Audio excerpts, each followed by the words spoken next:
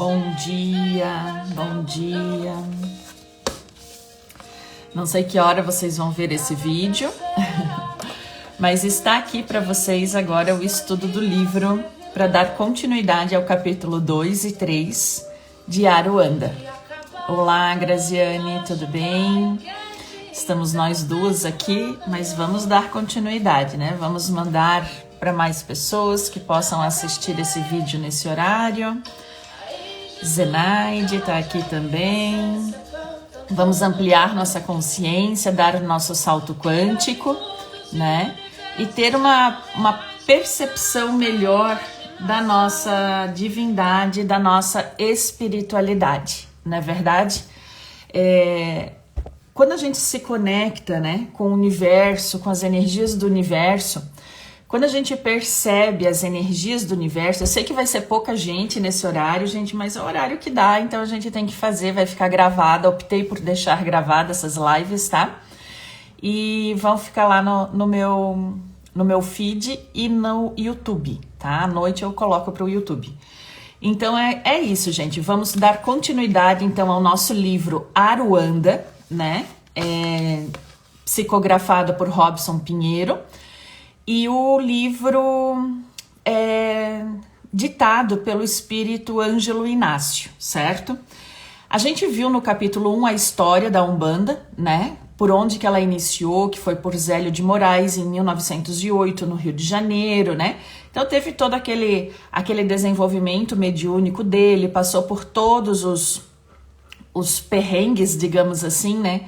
De quem entra para a comunidade espírita, rejeitado no kardecismo, né, dito como um bruxo ou como coisas de coisa ruim na Igreja Católica, mas a gente entende e vê que aquilo ali nada mais era do que uma falta de conhecimento, né? E ele trouxe à luz, então, para nós, de uma nova forma de ver o mundo através dos olhos e da sabedoria dos menos, né, tido como cientistas, tido como os menos conhecidos, né, de uma sociedade, porque até então só era levado a sério quem tinha um grau superior de estudo muito grande e uma posição social na sociedade. Aí vão dizer assim, não é verdade, tem aquele, isso e aquilo. Não, a gente sabe que realmente era dessa forma, né? Tô recebendo aqui que o correio saiu para entregar o produto, vou desligar o interfone. Então vamos lá, gente, vamos dar continuidade ao capítulo 2, então. No capítulo 2, o livro, ele dá uma introdução de acordo com a Gênese de Allan Kardec, tá? A Gênese é um livro que faz parte dos 5 livros de Allan Kardec básicos do espiritismo que a gente tem que ter o conhecimento.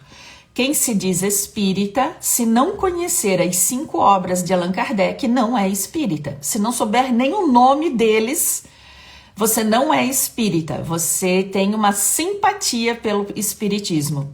Então, quando você ler, interpretar, estudar esses livros, aí você vai entrar, né, para ser espírita, entende? Então, o espiritismo, ele tem a base dele filosófica nesses 5 livros de Allan Kardec. Quando você tem o conhecimento dos 5 livros, obras básicas, aí você se diz espírita. Mas só ir lá num centro espírita, incorporar, sentir, é diferente o sensitivo de um médium, tá? Todo mundo é sensitivo, uns mais, uns menos. Médium, todo mundo é, uns mais, uns menos.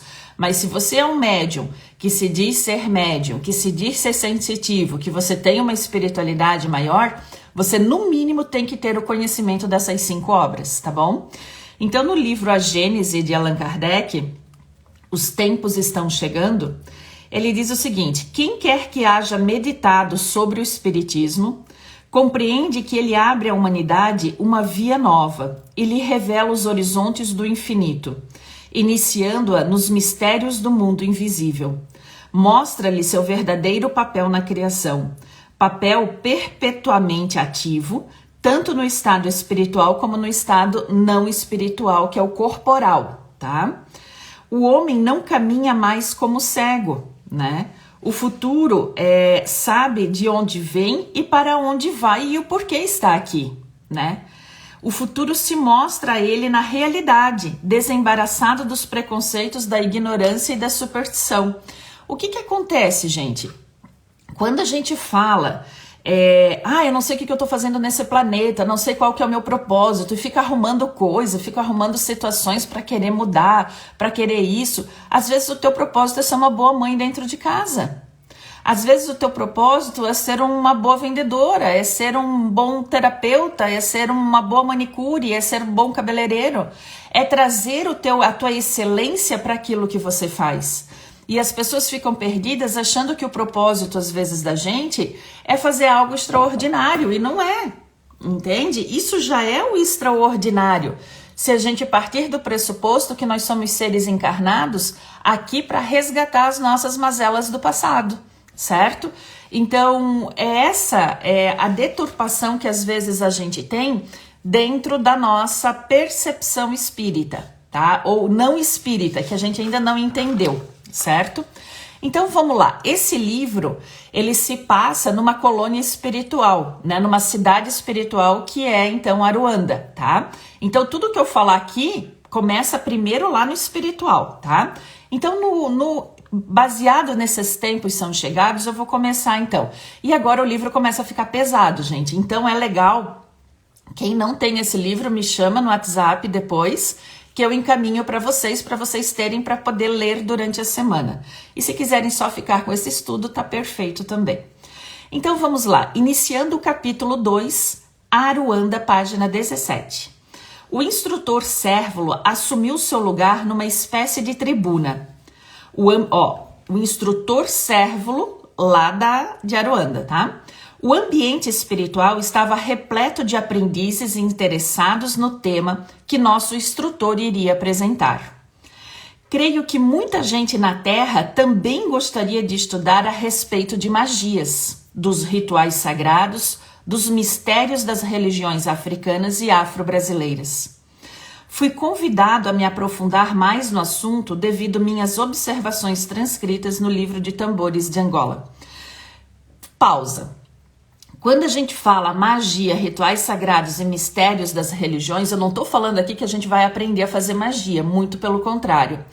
Porém, a garrafada que eu fiz ontem é uma magia, né? Os medicamentos, eles vieram de magias, porque antes a aspirina, ela veio de uma árvore, né? Ela veio de uma planta que produzia o ácido acetil salicílico e que foi produzida a aspirina, que antes usavam, né?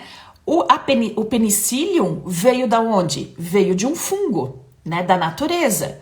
A planta penicillium também, a penicilina também é um remédio.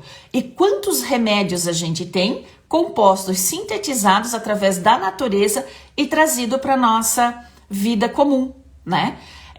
Não só isso, por exemplo, a alquimia, né? Se a gente pegar o Chanel 5, o perfume, né, conhecido mundialmente e caríssimo, ele vem do pau rosa, que é uma árvore da Amazônia brasileira, entende? Então percebam que magia, nesse caso aqui, é fazer essas transformações do que a gente tem de recurso da natureza para algo para nossa vida. Então é isso que eu tô falando. Só que existem situações que são utilizadas de forma negativa e isso não é legal. E é isso que nesse livro a gente vai aprender a identificar e combater. Então vamos lá. O tema é palpitante, imagina, magias, rituais sagrados, né? Mas pouco estudado pelos nossos irmãos espíritas. A Umbanda para muitos ainda é tabu, né?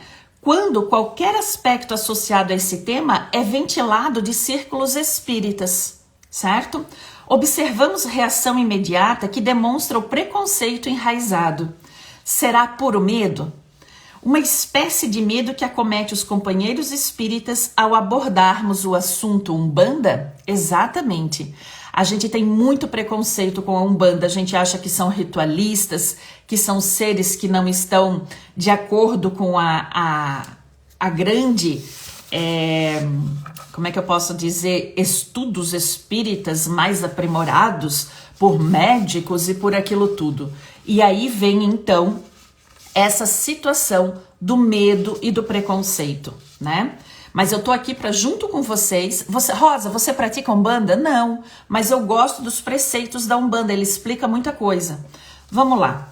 A maioria dos espíritas, ele se fala kardecista, tá?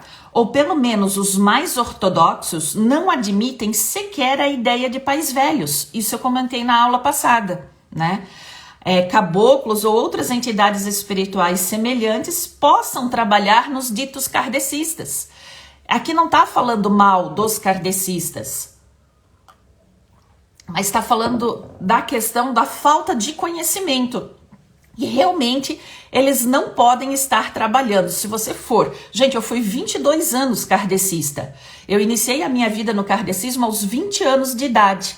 E fiquei 22 anos no kardecismo estudando, todo final de semana indo aos centros espíritas e durante a semana fazendo estudos, né? Então nunca se foi falado em em preto velho, caboclo, herês, Iemanjá. Isso tudo era coisa do submundo, né? De energias inferiores, tá? E que precisavam de rituais para poder sobreviver. Era algo mais ou menos nesse sentido. Porém, quando as coisas apertam, e isso é verdade, quando falham os recursos habituais consagrados pela ortodoxia, que é passe magnético, água fluidificada e conversa fraterna, logo pedem socorro ao primeiro pai velho de que algum dia viram falar ou se ajoelham aos pés de alguma entidade num terreiro escondidos. Não se sabe de quem, porque a espiritualidade está vendo todas essas pessoas escondidas ali, praticando a Umbanda, mas escondidas do kardecismo, como se aquilo ali fosse algo... No entanto, que eu falo para vocês, eu atendo muitos kardecistas, que Deus o livre, tem que vir num horário que não possa ninguém ver, entendeu? Porque vão falar mal. Aí eu digo, tá se escondendo de quem? Porque a espiritualidade enxerga todo mundo que é visto, que está aqui ou que está em qualquer terreiro. Postas de lado as observações quanto ao comportamento daqueles que ainda necessitam se esconder por detrás de tais máscaras, fiquei imaginando o que o mundo espiritual ainda reserva para todos nós. Pois se os kardecistas ainda têm essa percepção de ter que se esconder para mostrar que acreditam em determinadas filosofias de vida, em determinadas doutrinas, né? O que ainda a gente precisa viver nesse mundo, gente? Porque se nem eles que são, que a gente é baseado, a nossa base fundamental do espiritismo é falar a verdade. E se eles se escondem deles mesmos e dentro de um centro espírita eles se escondem, e se existe alguém de um centro espírita da qual os dirigentes sabem, eles são convidados a se retirar porque não tem mais a energia daquela egrégora. Ainda bem, né? Porque é da mentira e naquele caso, né? Então vamos lá. A riqueza cultural do povo brasileiro é tão grande que toda essa história de magia, crenças populares ou cultos africanos, da forma como se apresenta pelo Brasil afora, não poderia passar despercebida pelo mundo maior. À parte os excessos, as crendices e as lendas que nos guardam além do véu dos mistérios, o que nos reserva o povo de Aruanda, o instrutor Cérvulo assumiu um lugar de destaque entre os outros espíritos que organizavam aquela assembleia, e o silêncio logo se fez na plateia. De mais ou menos 1.500 desencarnados que se reuniam naquelas paisagens espirituais. Caríssimos companheiros, agora ele começa a fazer a palestra dele. Seja a paz com todos nós. Acreditamos que todos aqui desejam esclarecimento quanto a certos assuntos relativos aos cultos afro-brasileiros ou à magia. Não pretendemos esgotar o assunto. Entretanto, aconselhamos aos espíritos presentes que logo possam se integrar às diversas caravanas que descem à Terra para estudar detalhadamente cada aspecto relativo ao ocultismo e à magia. Muitas surpresas certamente aguardam a todos. Quanto àqueles que se dedicarem à pesquisa séria, serão brindados com tesouros de conhecimento cujo valor somente o possuidor poderá aquilatar. A força, a arte ou conhecimento que se convencionou chamar de magia está presente no mundo desde que surgiram os primeiros agrupamentos humanos.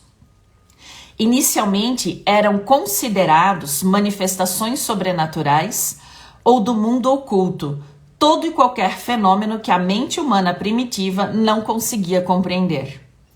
Em épocas recuadas, o homem já consagrava oferendas às forças titânicas e até então indomáveis da natureza. Assim começa a história da magia. Quando estudamos o passado histórico das civilizações, podemos compreender quanto a ignorância dos homens primitivos contribuiu para desencadear o desenvolvimento de crenças e lendas que, de algum modo, procuravam dar sentido às percepções e aos fatos incompreendidos. São histórias, personagens, superstições que nasceram da incapacidade momentânea dos povos da Terra de explicar ou compreender as leis da natureza nas mais diversas épocas e culturas. A história da magia em sua manifestação mais elementar confunde-se com o estado de ignorância dos fenômenos naturais. Nasceram assim os deuses, os demônios, os seres considerados sobrenaturais e detentores de poderes do conhecimento, além do alcance dos simples mortais. O que acontece, meu povo? A parte de Aruanda, dessa energia de Aruanda, ela traz muito essa questões da manipulação da energia dos fenômenos da Terra, entende? E quanto mais a gente está ligado a isso, mais a gente consegue sim manipular, tá? Mais adiante no tempo, homens cujo psiquismo era mais desenvolvido que os demais da sua comunidade aprenderam a captar intuições ou foram guiados por mestres daquela época no contato com o mundo oculto em manipulação de fluidos.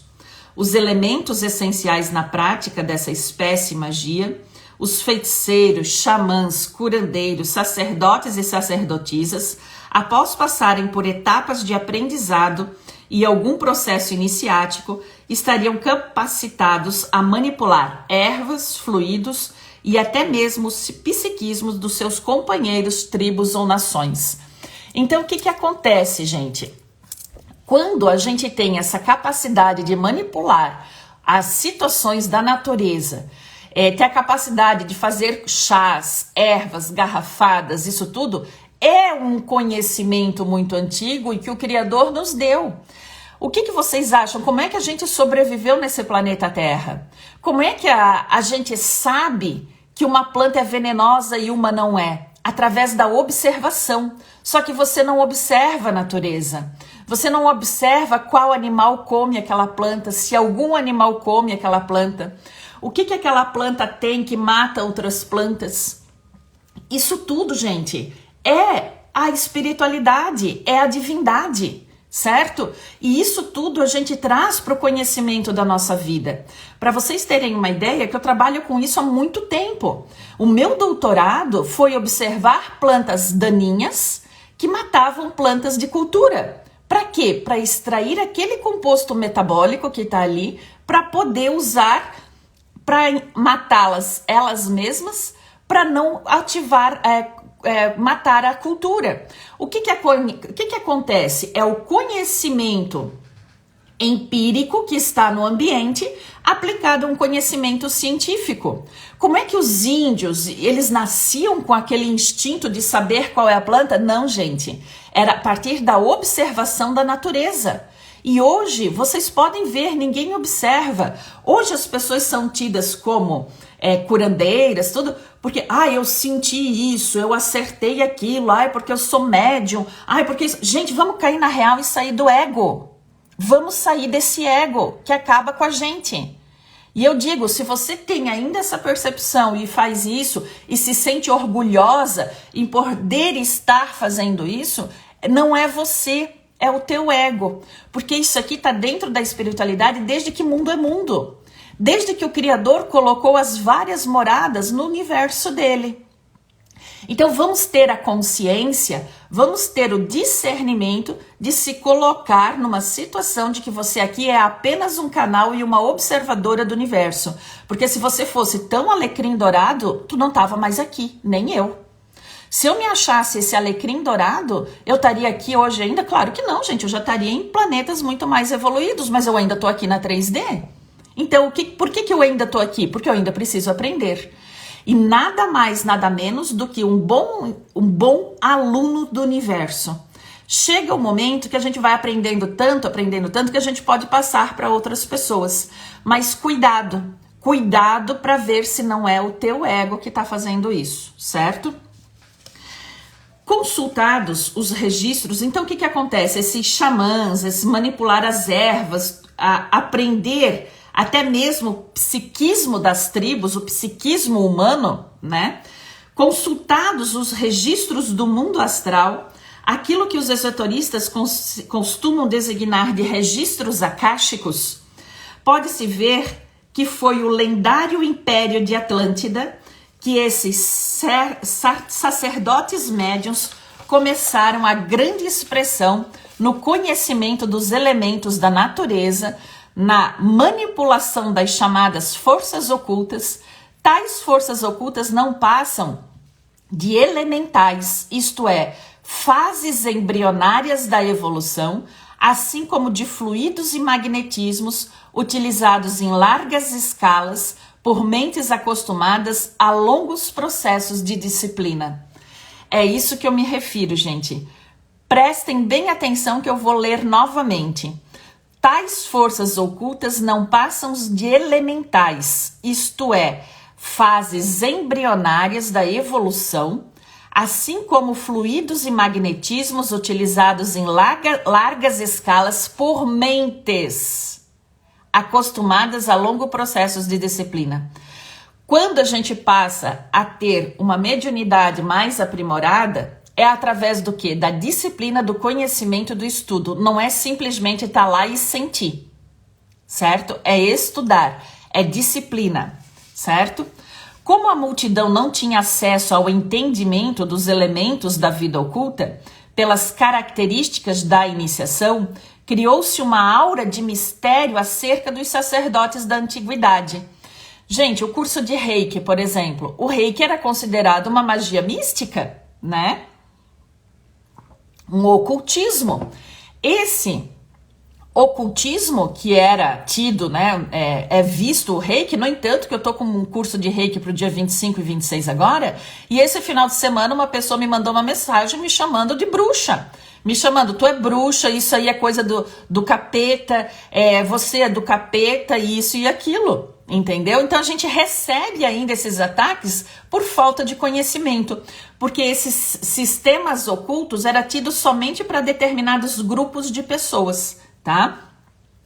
As pesquisas a respeito das ervas, as pós, as poções, as garrafadas, as berberagens, né, que é garrafada, e seus efeitos no organismo humano e na própria mente, assim como alucinógenas, aumentaram ainda mais o poder dos magistas e dos iniciados, que ao longo do tempo passaram a abusar do conhecimento que detinham. Surgem na lendária Atlântida os rituais sagrados para as primeiras manifestações da chamada magia negra. Então o que acontece, gente? Tudo isso é lá do tempo de Atlântida, certo? O que era esse templo de Atlântida? Era onde esses sacerdotes dominavam os recursos da mente humana, os alucinógenos, dominavam os medicamentos vindos através das plantas, que hoje quem detém esse conhecimento? A indústria farmacêutica, entende? E é hoje quem sabe manipular e aonde aplicar, que são os médicos, certo? Só que lá eram quem? Eram os xamãs, eram os sacerdotes, e isso detinha um conhecimento. Só que a gente sabe que esse conhecimento a gente pode usar para o bem e para o mal. E nesse caso, então, começou o início dos iniciáticos à magia negra, a usar esses conhecimentos tão ricos e tão aprimorados para algo que não era tão legal, a prejudicar as pessoas. Ao conhecimento a respeito da natureza oculta, das ervas, dos fluidos e de certos elementos extrafísicos, juntou-se a experiência de alguns pesquisadores a respeito dos astros, vindo a astrologia. Quando ele fala aqui dos domínios da mente, gente, a gente sabe hoje que, por exemplo, o marketing, ele usa a mente humana para vender, entende? A gente trabalha no marketing com a energia da escassez, da abundância, ela faz da percepção. É nítido, quando você começa a estudar o sistema límbico humano, tá? Quando você começa a estudar o sistema límbico humano, você consegue manipular o povo, e é o que a gente tem. Às vezes, esses inconscientes coletivos que trazem uma série de coisas ruins pra gente. Né? Por quê? Porque as pessoas têm uma necessidade de pertencer, então elas vão querer pertencer àquele grupo, certo? Então, os pesquisadores a respeito dos astros viram o quê? A astrologia. Se vocês verem, eu tenho meu mapa astral desenhado lá atrás, pintado em aquarela, que a Betânia fez para mim ali. Anteviram, através das suas pesquisas, eventos naturais, cataclismos, conhecidos como antecipação pelo olhar mais atento e observador investigativo. Dá-se início na Terra à era dos profetas, adivinhos, dos prognosticadores, que são o que fazem as prováveis previsões, né? E que guardavam cada um a característica da sua cultura e das suas crenças. Segundo consta na tradição espiritual do planeta, elementos psíquicos descontrolados, aliados aos abusos das inteligências da época, atraíram os cataclismos responsáveis pelo fim daquele período, quando o continente Atlântida mergulhou nas águas do oceano. Aí vocês dizem assim, mas Rosa, Atlântida não existiu. Existiu, gente. Atlântida existiu. Só que ela foi mergulhada, ela sumiu por quê? Porque foi abusado da inteligência e da manipulação das forças da natureza através do psiquismo humano e das magias negras para ter benefício próprio. Entende? Então, quando você tem benefício próprio, o que acontece? Esse tipo de situação. Então, a gente hoje, a gente vai chegar lá, mas através de muitos ensinamentos do nosso Mestre Jesus, há mais de 2000 anos atrás, ele nos ensinou o quê? Orai e vigiai. Por quê? Porque o nosso ego é muito grande. E dentro do nosso ego a gente pode se corromper, sim, tá? Então vamos lá. Prevendo o fim próximo, alguns estudiosos de então transportaram seu conhecimento para outras terras, outras nações. Caravanas de iniciados guardando o tesouro de suas pesquisas e experiências transcritos em papiros e pergaminhos da época, empreenderam a viagem dos magistas e chegaram a regiões correspondentes à Índia, Egito e a antiga Pérsia, onde fundaram escolas iniciáticas que buscavam preservar as tradições do seu povo. Então, gente, se a gente for ver a Índia, o Egito e a antiga Pérsia, né? Eles detinham de grandes... Quem que construiu as pirâmides do Egito? Diga para mim, que até hoje ninguém explica. A Ayurveda, que é a medicina natural. Até eu tenho um aluno meu que foi da faculdade e está fazendo medicina ayurvédica. Gente, eu vou fazer a minha unha daqui a pouco, tá? Então ela tá horrível. Gente, a medicina ayurvédica é tudo pela natureza, né? Vem tudo pela natureza. Então, percebam a capacidade que teve a Índia de fazer a yoga, os grupos de meditação, os grandes desenvolvimentos na manipulação das ervas, dos alimentos, da natureza, a adoração que eles têm, né? Aos deuses deles, que é uma comunicação direta com a espiritualidade. Então, gente, foi a partir dali do hinduísmo, do Egito, né, das porções, das manipulações magnéticas. No Egito era muito manipulação magnética com as mãos. Hoje ninguém sabe, mas a gente vai estudar daqui a pouco que aquelas pirâmides do Egito foram manipuladas, sim, através da mão humana, através do magnetismo, de botar de um lugar para o outro pelo psiquismo, pelo magnetismo. Então isso tudo a gente vai ver durante a leitura desse livro, tá? As torres do silêncio na Pérsia, os templos iniciáticos do Oriente ou os conselhos dos sacerdotes egípcios de outros povos da antiguidade formavam o reduto do conhecimento oculto. Poucos eram aqueles admitidos no círculo restrito da iniciação ao chamado ocultismo. Na época mais recente da história humana, muitos representantes dos sacerdotes e magos da antiguidade transformaram-se em precursores dos atuais cientistas através da reencarnação. Então, o que aconteceu, gente? Pessoas saíram de Atlântida, porque afundou, e foram, passaram esse conhecimento através da reencarnação, então, para esses povos da Índia, da Pérsia e do Egito, tá bom? Em partes do planeta onde o homem estacionou por mais tempo em sua caminhada evolutiva, o Ocidente, o nosso caso, também deixou de progredir o contato com o mundo oculto. As práticas do ocultismo acabaram se degenerando em interesse mais imediatos. Porque você pode ver, você que está aqui comigo, que é terapeuta, o que as pessoas quando vêm na nossa sala de terapia elas querem? Elas querem uma pílula mágica muitas vezes para tirar aquela dor delas. E a gente sabe que não é assim que funciona, né? Então, assim, a gente perdeu esse contato com o ocultismo durante muito tempo. Difundiram-se na Terra as manifestações da magia negra, né? Que outra coisa não é senão a manipulação dessas mesmas forças e dos elementos da vida extrafísica, mas associado a inteligências vulgares que cultivam interesses infelizes e mesquinhos. Gente, quanto trabalho de magia negra eu tiro na minha sala de terapia todos os dias.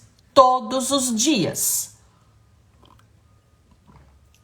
De pessoas que recebem através de ataques psíquicos a inveja, a avareza, a mesquinheza, a vulgaridade, porque querem tirar marido, porque querem tirar dinheiro, querem tirar a posição que essa pessoa tem na vida dela, mas é dela, ninguém pode tirar isso dela, entende? Querem tomar o lugar dessa pessoa, mas jamais vão conseguir. Por quê? Porque estão dominados por sentimentos vulgares, infelizes e mesquinhos. Essas pessoas que fazem isso são pessoas infelizes.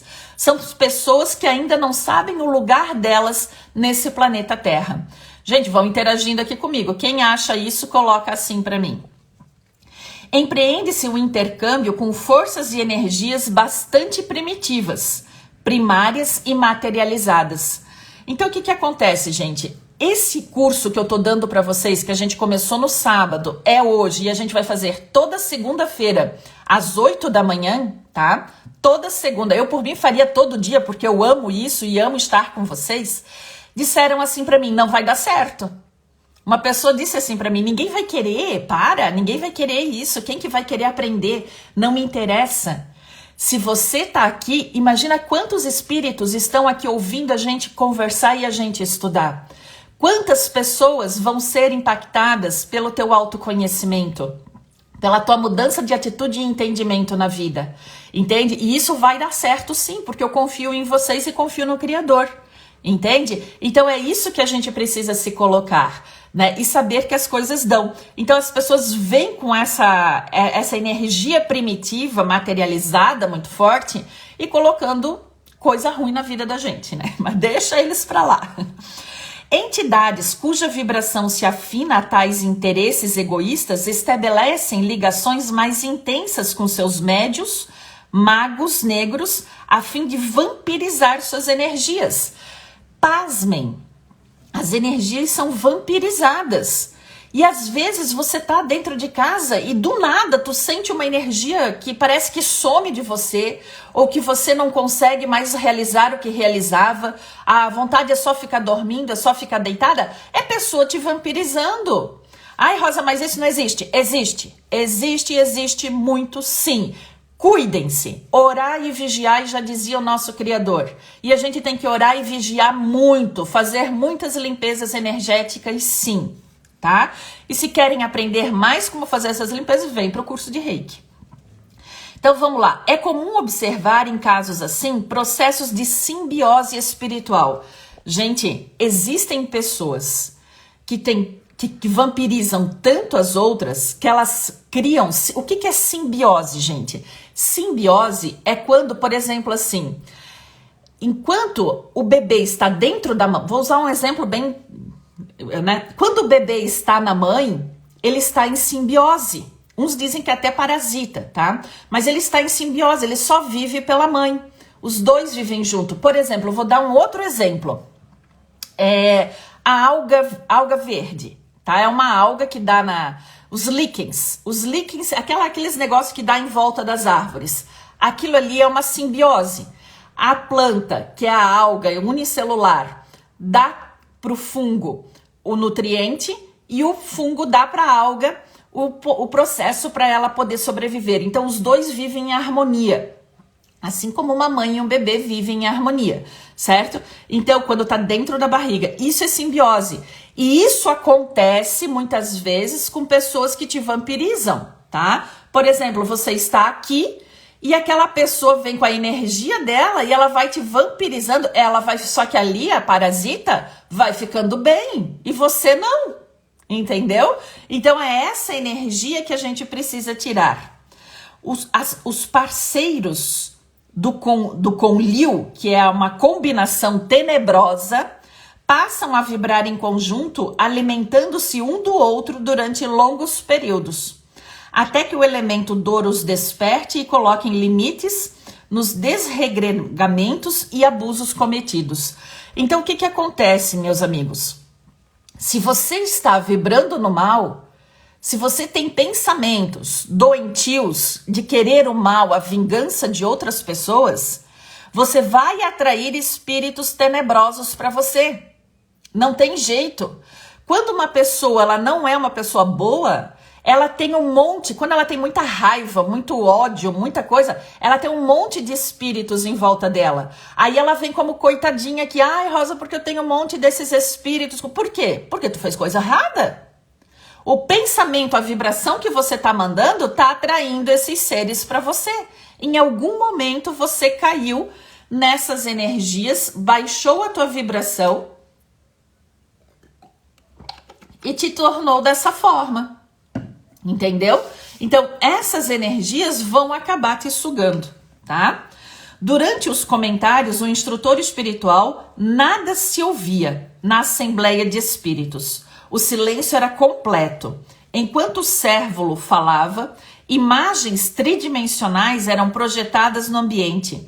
Sentíamos-nos envolvidos de tal forma nas cenas que pensávamos fazer da própria história, projetada pela mente holográfica do instrutor. Gente, quando eu mentalizo mal para uma pessoa, eu mentalizo um holograma. Esse holograma pode ser um monstro, pode ser doenças, pode ser um monte de coisa, e eu projeto isso para aquela pessoa. Isso a gente chama, gente, de projeção de hologramas. E isso acontece muito do mundo espiritual negativo e das pessoas negativas, tanto encarnado quanto desencarnado. Então, olha essa mensagem de Jesus, de mostrar o quanto a gente precisava ter o entendimento para que essas situações a gente não nos acometemos, nem para nós e nem para os outros, certo? Então, vamos lá. Quando terminou a conferência do elevado espírito, partimos para as nossas atividades habituais, embevecidos com o conhecimento transmitido e a possibilidade de estudo no futuro próximo.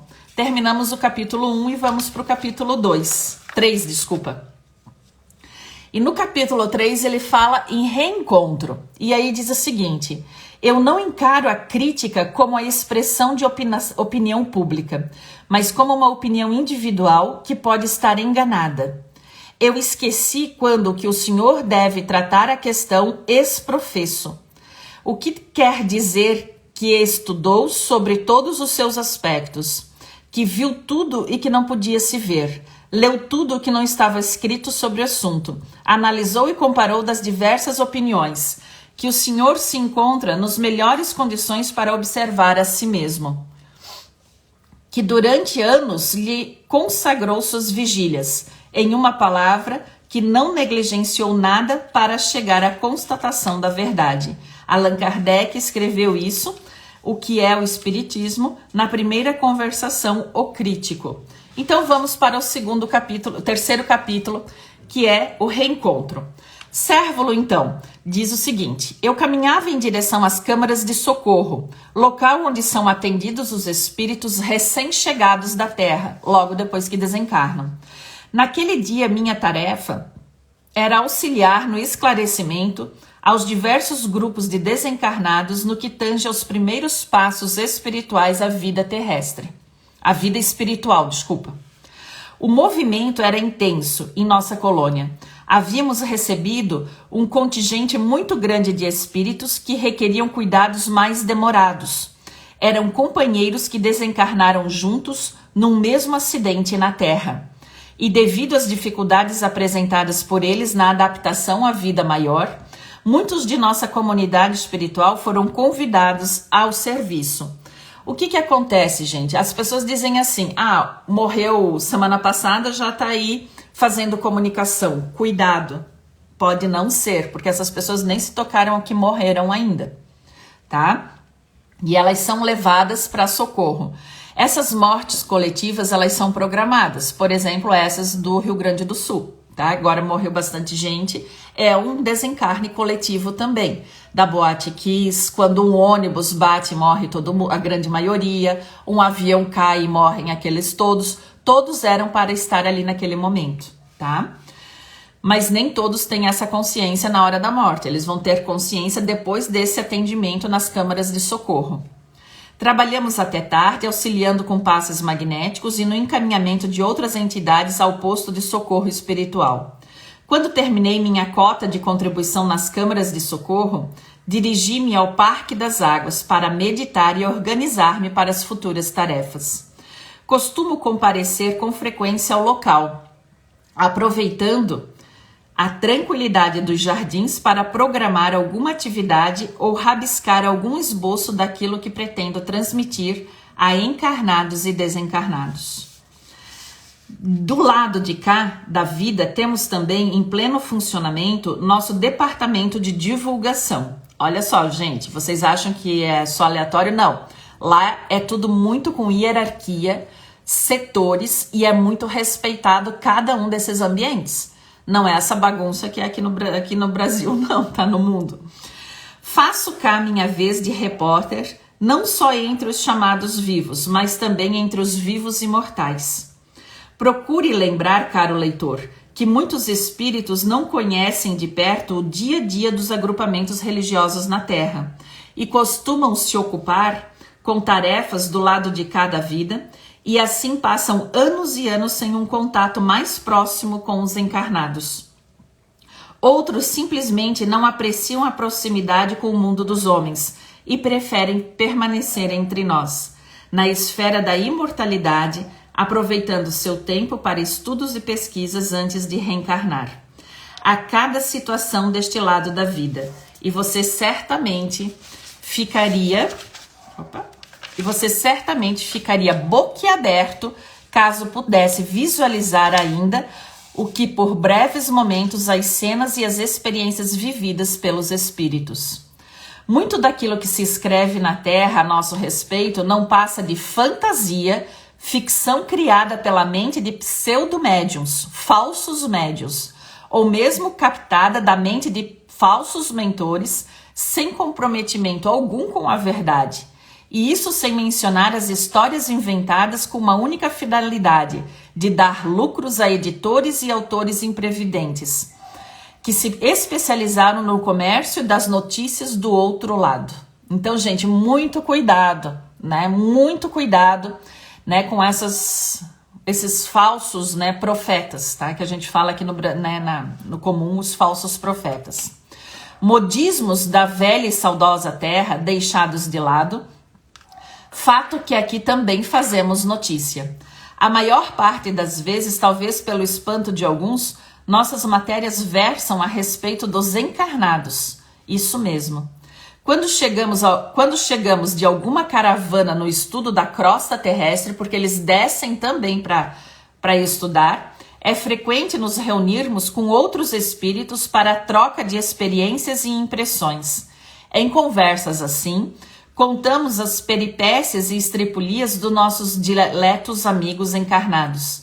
E diante de notícias tão singulares, a grande maioria dos espíritos, perplexa, não acredita que possa haver gente tão excêntrica e estranha reunida num centro espírita ou comunidade religiosa qualquer.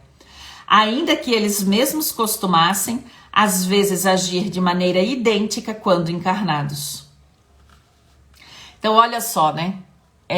Até eles ficam perplexos, né, com o que acontece aqui em determinados locais espirituais, né?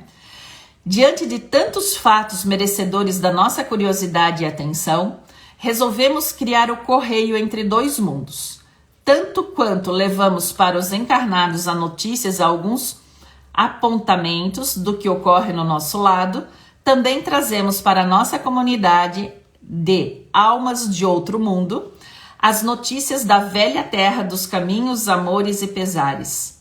Ao comentarmos acerca dos nossos médiuns para espíritos ou a respeito do comportamento geral ante a realidade da vida, assistimos a espíritos dando gostosas gargalhadas. Ou você acha que espírito não ri? Engana-se, rimos e também choramos das histórias que ocorrem com nossos queridos irmãos da Terra. Os espíritos na imortalidade continuam a se emocionar, comover-se, alegrar-se, ao contrário do que possam pensar alguns. E para evitar estardalhaço ou mal entendido com mal palavreado, quero esclarecer que ao me referir à Terra, não significa que eu esteja fora dela. Não, eu não sou ET desencarnado, nem transformado em energia por algum processo mirabolante que uma mente mediunizada possa perceber. A propósito, há tantos médios por aí recebendo ET desencarnado que quando chegarem aqui se decepcionarão ao descobrir que seus mentores ETs são simplesmente espíritos turbulentos que se sintonizam à necessidade de aparecer na mídia espiritualista. Aqui estamos na mesma terra dos companheiros desencarnados.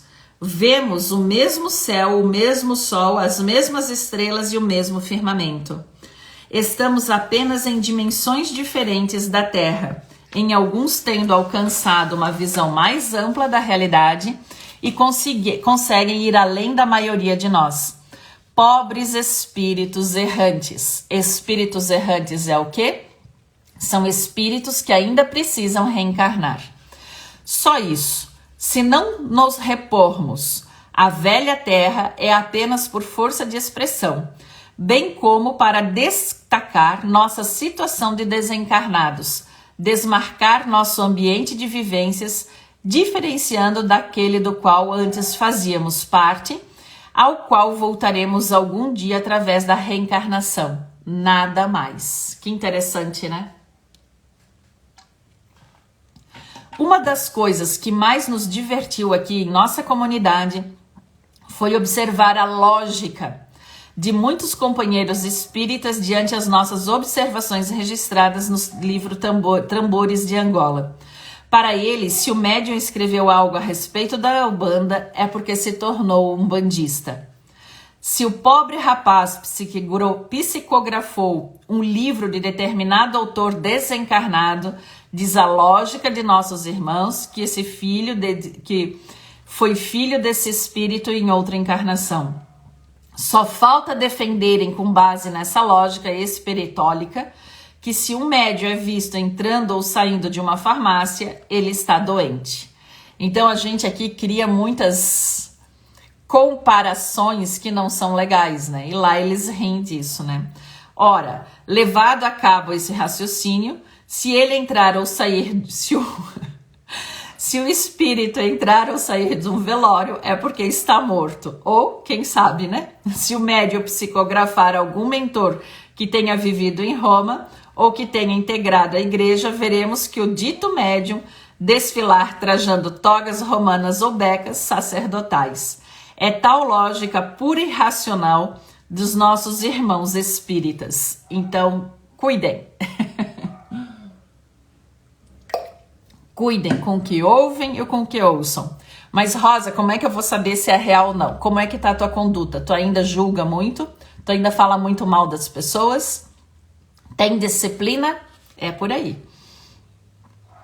Há, portanto, quem espere o retorno de Ângelo, a fim de que possa se retratar ante a comunidade de espíritos e reescrever tambores de forma a fortalecer os preconceitos velados e declarados. Não escrevo para agradar a gregos e nem a troianos, para respeitar a verdade ou admitir multiforma face da verdade. Aqui estamos. Pretendo apenas construir a mesma melodia desenhada em tambores, sob o mesmo ritmo de muitos tambores, seja de Angola, Brasil, Minas Gerais, onde reside o médium. Uma vez mais, venho escrever sobre o povo de Aruanda, mostrar a sua cor, seu jeito, seu sabor, ao desempenhar o trabalho no bem, quanto a satisfazer a pretensa pureza de alguns eruditos e doutores de verdade religiosa, abstenho-me. Sou ainda o mesmo espírito de antes, mergulhado em minhas meditações e em meus escritos e rabiscos. O céu acima de minhas pretensões e divagações pareciam escaldado num véu turquesa, refletindo a beleza da qual a paisagem na qual estávamos envolvidos. No Parque das Águas, vários espíritos iam e vinham em conversa alegre e elevada, cada qual a seu modo. A única regra em nossa comunidade era manter a harmonia, o equilíbrio no que quer que realizássemos. Era muito interessante ver espíritos de várias procedências desfilarem diante de mim. Muitos traziam aparência perispiritual, as características da sua última reencarnação, os trajes que faziam visíveis e refletiam costumes de diversas épocas e regiões, culturas, nas quais viveram ao longo da história planetária. No entanto, tudo isso era harmonioso e digno. Não observávamos nenhum excesso. O que acontece, gente? Quando a gente desencarna, a gente vai para o plano espiritual, geralmente a gente veste as nossas roupas que a gente estava aqui, né? Mas lá você tem a opção de ter a vestimenta de outra época, entende? De uma outra época religiosa, né? Aproximei-me mais da entidade, que essa radiante de alegria, e eu mesmo tomei a iniciativa. Dada a descontração do momento, de abraçar a bondosa Eusália, a Madonna que me recebera no além antes das experiências que relatei ao médium em Tambores de Angola. Eusália apresentava, como de costume, a moda das mulheres que vieram do século XVII e XVIII. O traje do seu vestido se assemelhava-se ao veludo encorpado e imponente.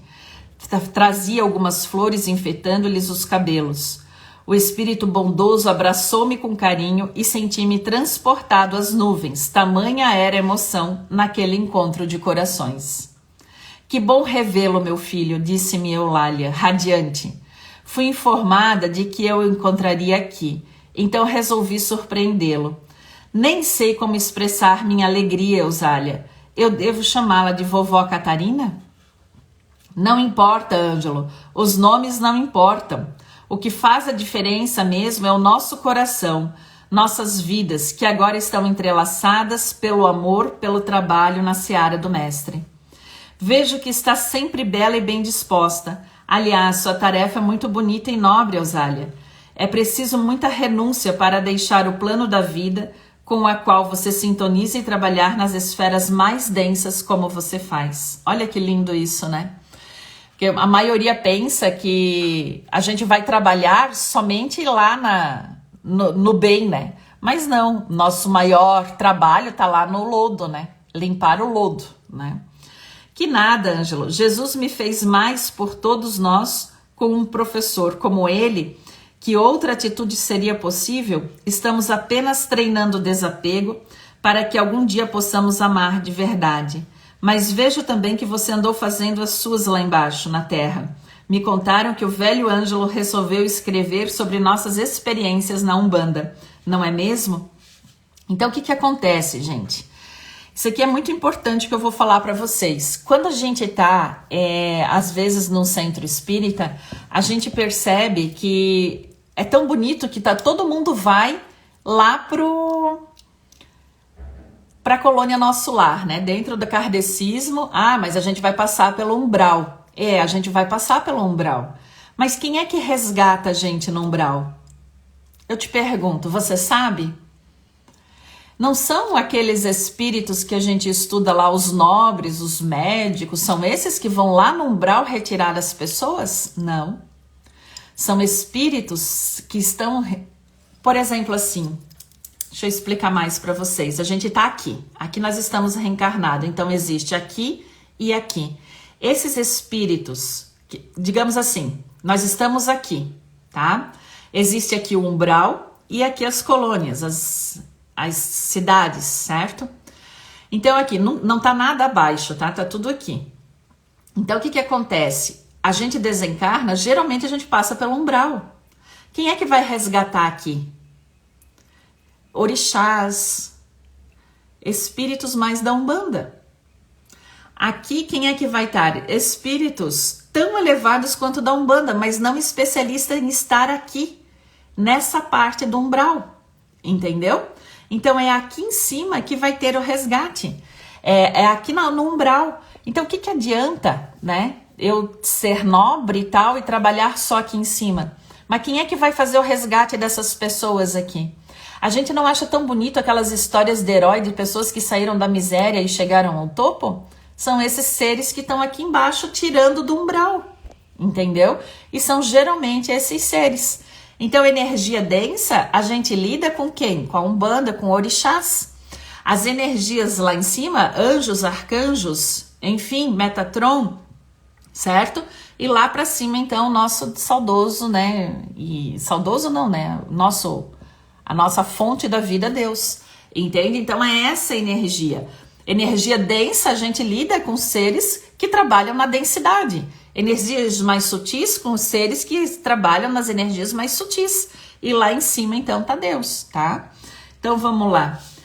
Nem lhe conto, Eusália, nem lhe conto. Sinto saudades da visita que fiz aos trabalhos na Umbanda. Foi pensando nisso, Ângelo, na afinidade que você desenvolveu com o povo da Umbanda, que eu resolvi visitar você. Ocorre que as pessoas de lá da terra estão muito carentes de orientação e tem muita gente aí dizendo e fazendo coisas que não deveria. Como você é repórter e tem a facilidade com as letras, pensei que poderia convidá-lo para uma pequena excursão, ocasião que aproveitaríamos para prestar alguns esclarecimentos aos amigos encarnados. Todavia, sinta-se à vontade para rejeitar a ideia. É apenas um convite. Rejeitar eu? De jeito nenhum, né? Nem me diga, Eusália, eu só me conceder um tempinho para que eu encerre algumas atividades que assumi em nossa comunidade e pronto.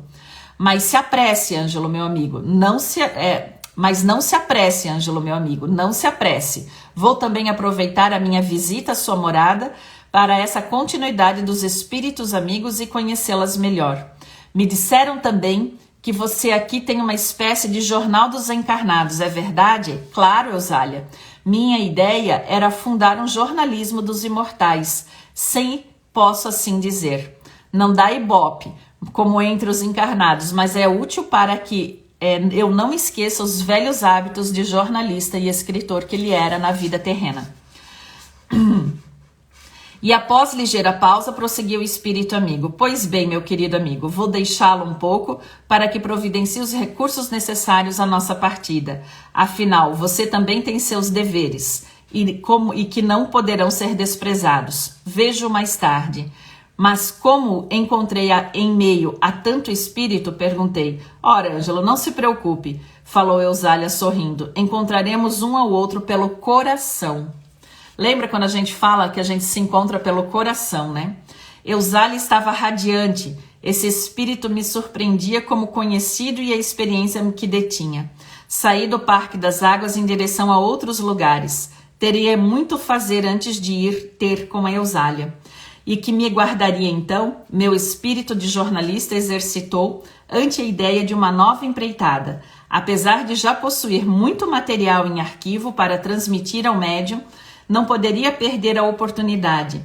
Antes, porém, deveria terminar minhas tarefas e remanejar meu tempo nas câmaras de socorro. Precisava organizar meu tempo. Respirei longos e austos e, pensando os companheiros encarlados, falei comigo. O pessoal da Casa dos Espíritos poderá até sentir feliz com um novo material que talvez eu consiga enviar, mas aí do médium. Não vai ser fácil este novo livro. É quando as pessoas gostam de um livro psicografado, dizem logo, que espírito, mas como é elevado. Contudo, quando o tema é de certa forma polêmico, não satisfaz as expectativas do indivíduo com relação àquilo que ele passa a ser a verdade. Ferem seus preconceitos e sentencia então, e o médium está sendo obsidiado. Porém, uma vez que os espíritas não são caridosos, vivenciam mais o evangelho, por certo não dirão mal do médium, ou seja, ele está obsidiado. Não. Espírita sincero é muito esclarecido e caridoso. Já ouço os comentários amorosos. Vamos orar pelo médium, meus irmãos. Que infelicidade. Ele está mal assistido. Vamos vibrar por ele. Olha só que interessante. Quando vem um livro com muitas verdades sobre a espiritualidade, geralmente os espíritas dizem que ele está sendo obsidiado. E não, gente, não é nada disso. Ele está trazendo a verdade, mas é que às vezes as verdades doem, até mesmo para espíritas. Então, gente, esse era o nosso livro de hoje, nossos 2 capítulos, eu achei fantástico. E no próximo capítulo, então, na próxima segunda-feira às 8, novamente o capítulo aí 4 e 5 que a gente vai fazer o nosso estudo.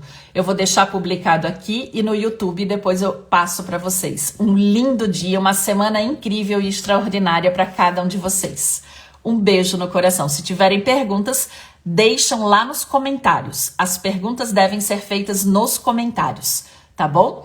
Lindo foi hoje, amei, amei, amei, amei. Aguardo vocês na próxima segunda. Um beijo, meus amores.